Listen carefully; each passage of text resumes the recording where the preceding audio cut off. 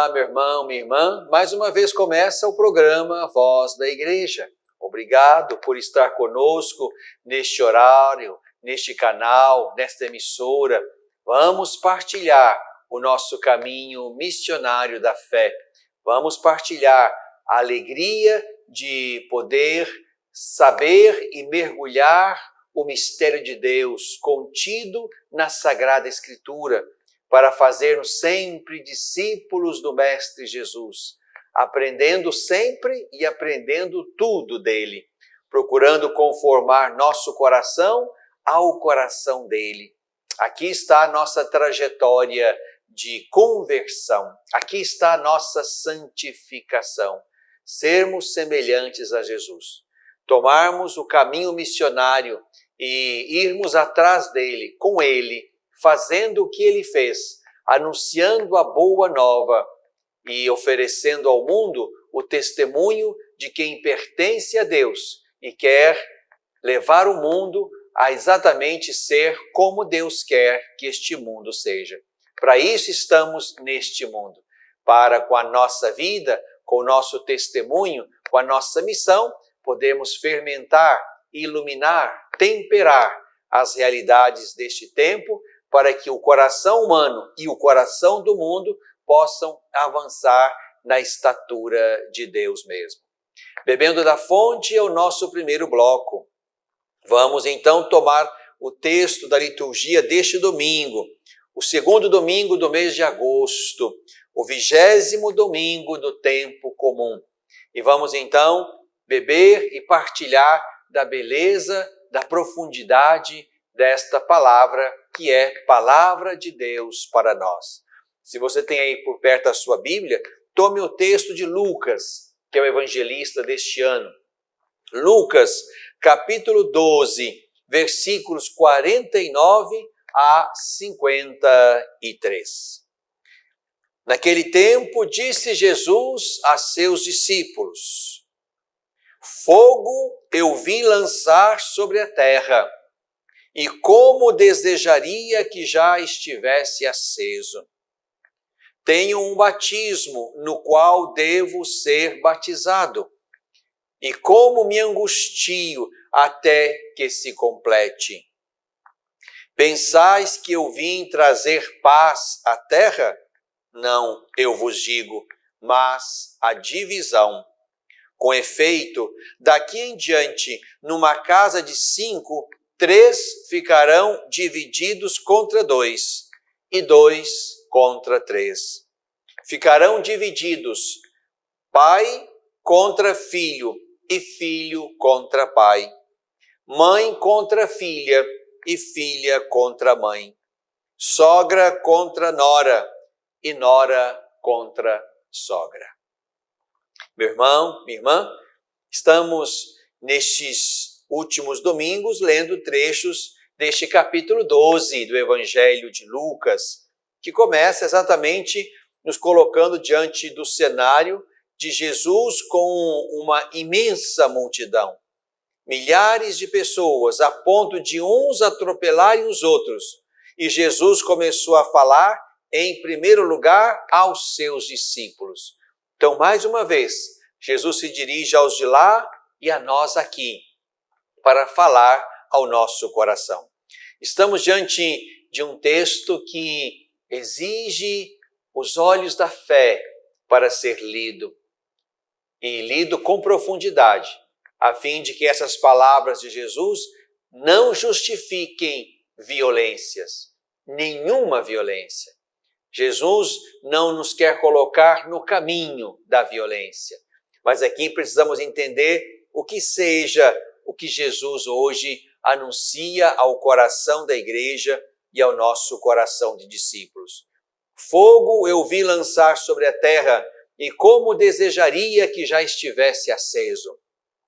O fogo é aquilo que queima, que destrói, que purifica. Fogo é o Espírito que desce como línguas de fogo sobre os apóstolos no cenáculo. Aqui estamos diante, portanto, exatamente do novo tempo, do tempo de Deus, que Jesus instala neste mundo a partir da sua encarnação, a partir do seu ministério, a partir da sua paixão, morte e ressurreição. Há um novo. Esse novo nos coloca diante da necessária e urgente tarefa de mudar o mundo, de destruir o mundo velho e de fazer aparecer o mundo novo, segundo o coração de Deus e construído na direção de Deus. Este novo nasce exatamente a partir do mistério pascal. Tem um batismo no qual devo ser batizado. Qual? A paixão, a cruz, a morte. E como me angustio até que se complete este batismo. Aqui Jesus nos convida então a ir com ele para mergulhar e conhecer o seu mistério pascal. E a partir deste mistério e com Cristo, nós também nos empenharmos neste novo a que o mundo e cada coração humano está chamado a abrir-se. Pensais que eu vim trazer paz? Paz à terra? Não, mas a divisão, ou a espada, como lembra a narrativa de Mateus. Aqui se trata de entender a divisão não como conflito que estabelece lados e muito menos perdidos e vencedores, abatidos e vitoriosos. Não se trata disso. A divisão está exatamente em pensar que só há dois modos de estar no mundo, ou com Jesus ou contra ele. A divisão que se pode pensar é tão somente esta: aqueles que pela fé aderem a Jesus, aderem ao Evangelho, aderem ao reino, ou aqueles que tomam o outro caminho, o outro projeto. E aqui esta divisão vai se estabelecer tanto na história, como percebemos, e de maneira dramática, difícil e doída, mas também vai se estabelecer ao final. Se pode pensar também esse texto em perspectiva escatológica, isto é, como será lá no fim. Também lá no fim haverá uma divisão. Haverá os que vão com Jesus, haverá os que ficarão sem ele.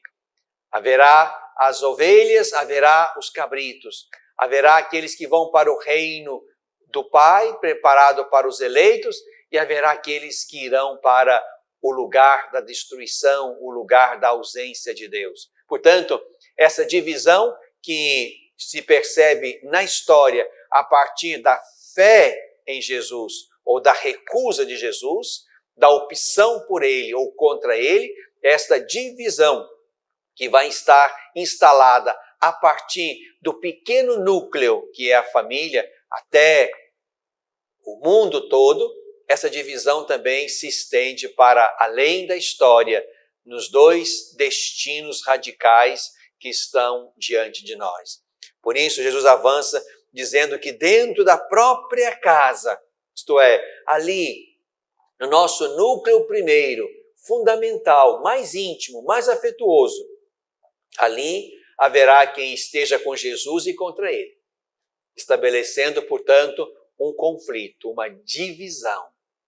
Ali haverá quem tome o caminho de Jesus e o caminho do céu, e haverá quem opte pela contramão e o caminho do inferno.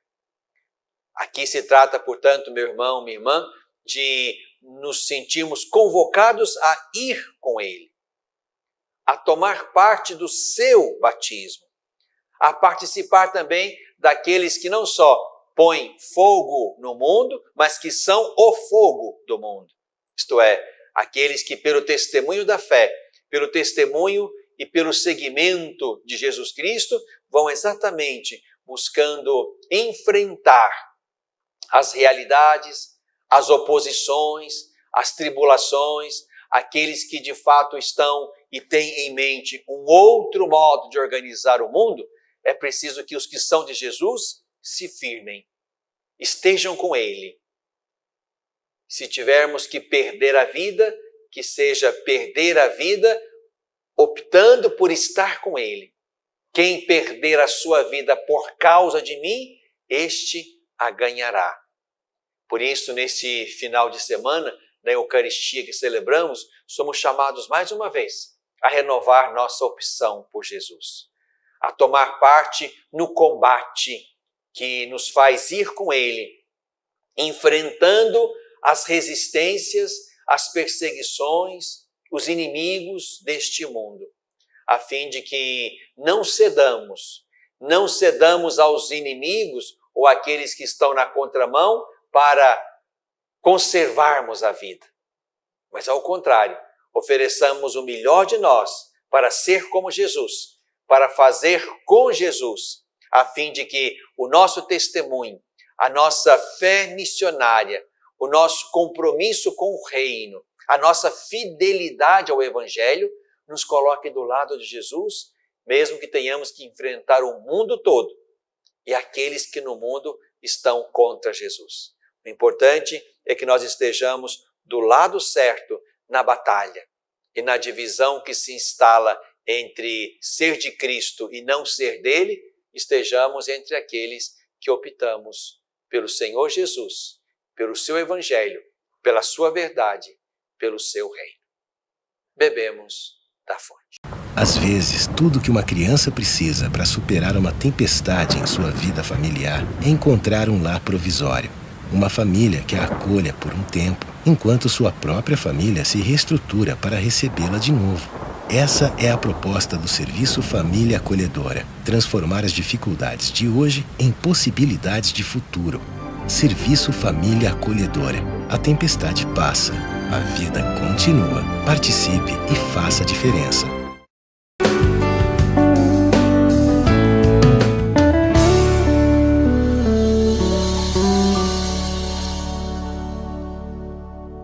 No coração deste tempo.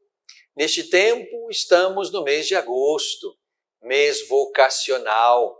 Chegamos ao segundo domingo do mês de agosto, no qual celebramos a vocação do papai, a vocação da paternidade, a vocação da família. Então, em primeiro lugar, quero abraçar e já me comprometer em rezar neste final de semana por você, papai, que me assiste agora.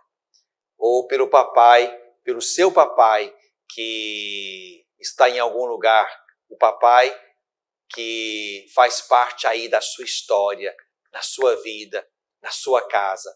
Comprometo-me em rezar pelos papais, a fim de que possam perseverar no caminho, possam resistir para serem de Deus, resistirem por serem de Deus, resistirem por serem de Cristo.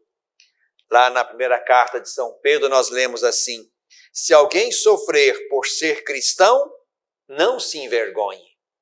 Quero rezar por você, papai, para que você, sendo cristão, sendo de Cristo, honrando este nome e esta veste que você recebeu lá no seu batismo, veste que o envolve de Cristo e o remete a Cristo, quero rezar para que você não se envergonhe de dar o melhor de si, de dar o seu corpo, a sua alma, seu suor e seu sangue para ser um pai cristão.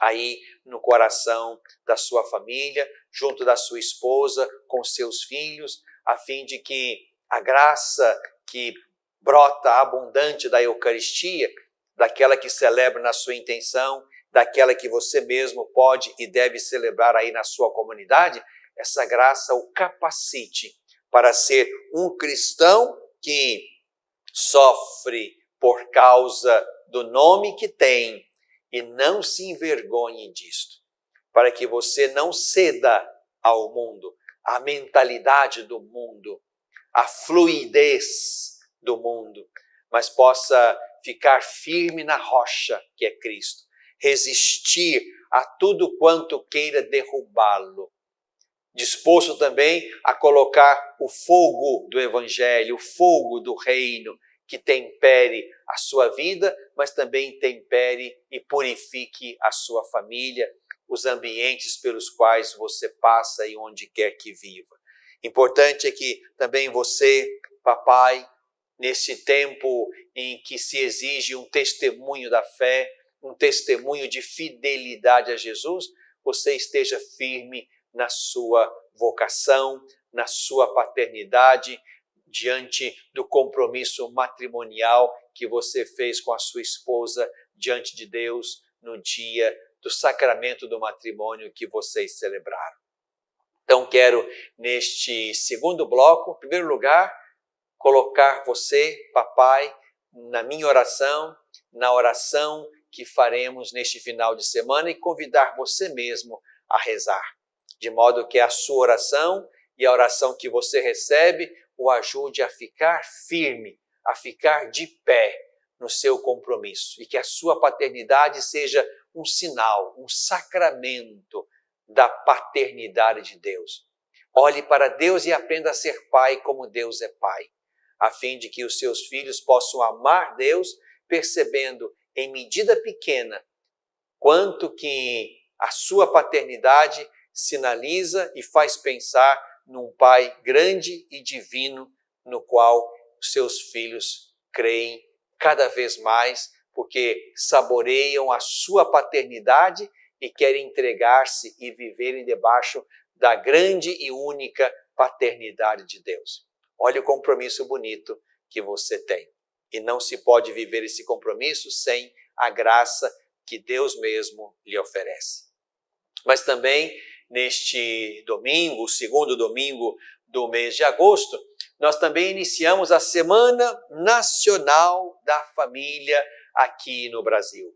Momento importante de encontro entre as famílias, de oração, de Eucaristia, de encontro aí na sua própria casa, na sua igreja doméstica, para conversar e para rezar com este pequeno e belo rebanho que é a sua família. Rezar na comunidade, participar dos eventos, das palestras, dos encontros que podem ocorrer ao longo desta Semana Nacional da Família. Neste ano, a semana tem como tema amor familiar, vocação e caminho de santidade. Repito, amor familiar, vocação e caminho de santidade.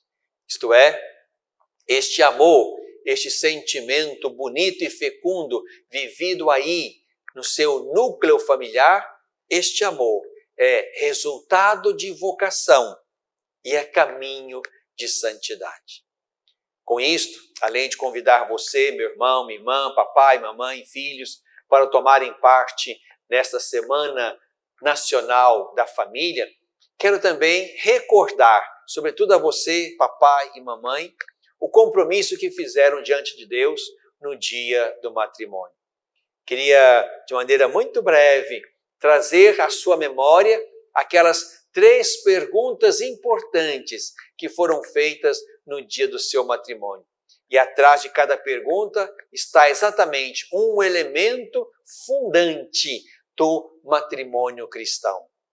E é em cima do cultivo desses 3 pilares que o seu matrimônio e a sua família devem avançar e crescer pouco a pouco na direção da santidade e da perfeição. Então, em primeiro lugar, é importante que você se recorde que matrimônio é vocação. Deus chamou você para esta vocação. O casamento não é simplesmente resultado de necessidade biológica, não é simplesmente um evento cultural. Não. O casamento que para nós é sacramento do matrimônio, é uma vocação. Deus chamou você para ela, chamou a ela para você, e os dois, no mistério de chamamento de resposta, construíram então um sim. Um sim que, na experiência do namoro, do noivado, foi sendo acalentado até que se tornou um sim bonito, público, litúrgico, sacramental. Celebrado, portanto, naquele dia bonito e bendito do seu matrimônio. Mas queria então recordar, em primeiro lugar, que matrimônio, que vida familiar é vocação. Vocação de ser pai, de ser mãe, de ser esposo, de ser esposa, de serem pais e de serem filhos, de serem irmãos. Isto aqui é vocação. Deus nos chama para isto. Deus nos colocou no seio de uma família e nos chamou para estar ali, para que como personagens, membros daquele núcleo familiar, pudéssemos realizar a nossa vocação fundamental e primeira, que é ser família. E nesse lugar, crescer e avançar na direção da santidade e da perfeição humana. A família precisa ser o primeiro lugar onde avançamos na direção da santidade. Mas então, esta família, a sua família, a minha família, as famílias nasceram a partir, portanto, de um tríplice sim, dado lá no dia da celebração do matrimônio. A primeira pergunta foi esta: é de livre e espontânea vontade que celebrais este momento, este matrimônio? A resposta foi sim, isto é, aqui estamos diante do primeiro elemento, do primeiro pilar, a liberdade. O matrimônio precisa partir deste princípio, liberdade, liberdade de escolha. Ninguém pode ter ido para ele de modo compulsivo, obrigatório, como quem fosse para onde não quer ir. O primeiro pilar do matrimônio é exatamente a liberdade. Livre e espontaneamente foram ou deveriam ter ido para este momento bendito da celebração do matrimônio. A segunda pergunta: abraçando o matrimônio, ides prometer amor e fidelidade um ao outro. É por toda a vida que o prometeis? Aqui estamos diante do segundo pilar, a fidelidade. Um para um. É aqui que se constrói a beleza do matrimônio. Uma fidelidade amorosa, um amor fiel. Este é o segundo pilar. Aqui não cabe, portanto, a realidade da traição ou a realidade da duplicidade. Aqui se trata de, diante de Deus, viver a fidelidade no amor ou o amor fiel. A terceira pergunta: estáis dispostos a receber com amor os filhos que Deus vos confiar, educando-os na lei de Cristo e da Igreja? O terceiro pilar é a fecundidade. O matrimônio precisa estar aberto à geração de filhos, filhos que serão recebidos e educados na lei de Cristo e da Igreja. Primeiro pilar, liberdade. Segundo pilar, fidelidade. Terceiro pilar, fecundidade. Todo matrimônio válido, verdadeiro, precisa estar assentado nesses três pilares: liberdade, fidelidade, fecundidade. Pense aí, querido papai, querida mamãe, sobre aquele dia e o modo como abraçaram a partir de lá o matrimônio. E será muito importante que reconheçam e agradeçam a Deus pela vivência cotidiana e, por que não, progressiva, já que também foram crescendo nesses valores. Que o seu matrimônio esteja sendo construído em cima desses três pilares: a liberdade, a fidelidade e a fecundidade. Sem isto, não haverá matrimônio verdadeiro, matrimônio válido. E oxalá Deus os tenha ajudado a construir sobre esses pilares aí a sua vida conjugal e matrimonial. E com a graça de cada dia, haverão de levar até o fim este compromisso assumido diante de Deus e da comunidade. No coração deste tempo.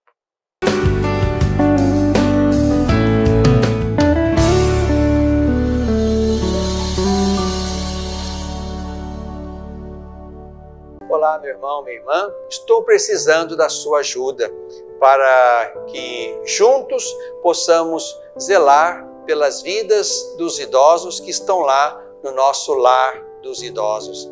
Precisamos da sua ajuda para manter aquela casa.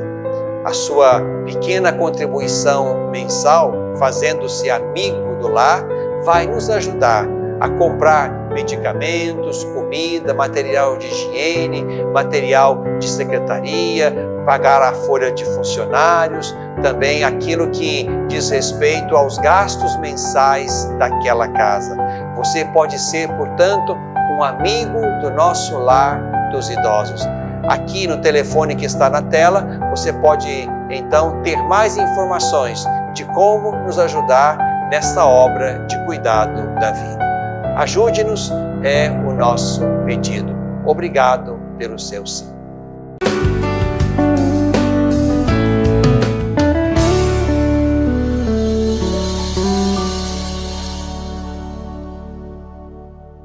Na tradição da igreja. Na tradição da igreja, estamos vivendo aqui no Brasil o mês vocacional. Mês que vivemos assim e celebramos assim desde 1981, quando a Conferência Nacional dos Bispos aprovou um mês dedicado especialmente às vocações, para pensá-las, para reconhecê-las, para rezar por elas. Então, neste longo e belo caminho, nós vamos vivendo o mês de agosto como o mês das vocações. Rezamos pelas vocações que estão dirigidas aos ministérios ordenados, diáconos, padres e bispos. Rezamos nesta intenção e refletimos sobre isso no primeiro domingo do mês de agosto. E neste segundo domingo, então, nos voltamos para a vocação do papai, da paternidade, da família. E assim vamos também entendendo que ser família é uma vocação. E avançamos ainda para os outros domingos, nos quais vamos refletir sobre outras vocações. Mas o importante, meu irmão, minha irmã, é que nunca percamos de vista que vocação é um chamado, seja para a vida no ministério ordenado, para a vida de família, para a vida consagrada, para os ministérios na igreja, é um chamado. Deus chama, nós respondemos. É por isso que precisamos rezar sempre pelas vocações. Rezar pelas vocações significa rezar para que os ouvidos humanos estejam abertos e atentos ao Deus que chama. Chama para muitos estados de vida, chama para muitos carismas, para muitas vocações, para muitos ministérios. Então, quero neste último bloco do nosso programa, com você, rezar a oração vocacional. Uma oração que nos acompanha desde o primeiro ano vocacional aqui no Brasil, lá em 1983. Estamos caminhando para o terceiro ano vocacional que viveremos no próximo ano, a partir da festa de Cristo Rei, neste mês de novembro de 2022, avançando para o ano de 2023. Mas quero então rezar com você esta oração vocacional, pedindo a Deus que nos ajude a escutá-lo e a responder positivamente aos seus chamados. Senhor da messe e pastor do rebanho, faze ressoar em nossos ouvidos teu forte e suave convite, vem e segue-me. Derrama sobre nós o teu Espírito, que ele nos dê sabedoria para ver o caminho e generosidade para seguir tua voz. Senhor, que a messe não se perca por falta de operários. Desperta nossas comunidades para a missão. Ensina nossa vida a ser serviço. Fortalece os que querem dedicar-se ao reino na vida consagrada e religiosa. Senhor, que o rebanho não se perca por falta de pastores. Sustenta a fidelidade de nossos bispos, padres e diáconos. Dá perseverança a nossos seminaristas. Desperta o coração de nossos jovens para o ministério pastoral em tua igreja. Senhor da messe e pastor do rebanho, chama-nos para o serviço de teu povo. Maria, Mãe da Igreja, modelo dos servidores do Evangelho, ajuda-nos a responder sim. Amém. Na tradição da Igreja.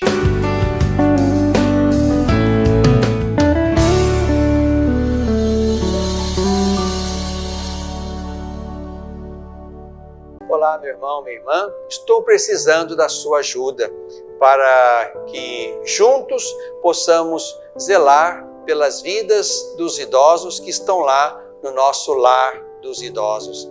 Precisamos da sua ajuda para manter aquela casa. A sua pequena contribuição mensal, fazendo-se amigo do lar, vai nos ajudar a comprar medicamentos, comida, material de higiene, material de secretaria, pagar a folha de funcionários, também aquilo que diz respeito aos gastos mensais daquela casa. Você pode ser, portanto, um amigo do nosso lar dos idosos. Aqui no telefone que está na tela, você pode então ter mais informações de como nos ajudar nessa obra de cuidado da vida. Ajude-nos, é o nosso pedido.